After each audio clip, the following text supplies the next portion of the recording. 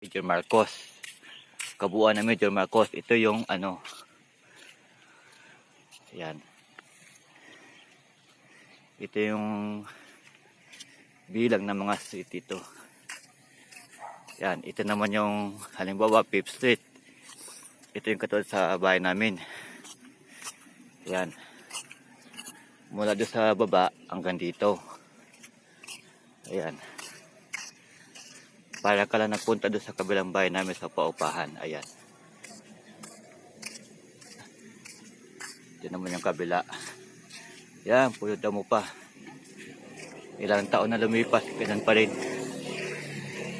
Hindi pa na tatanggal. Ang tataasan pa rin. Yan. Ito naman ang 6th Street. Ayan, pulo hollow block. Ongoing pa lang. Ayan. Ayan, pinakababa.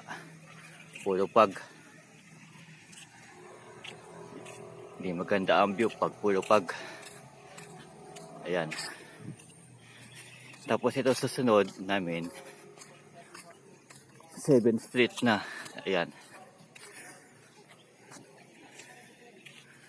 Yan ito. 7th Street na.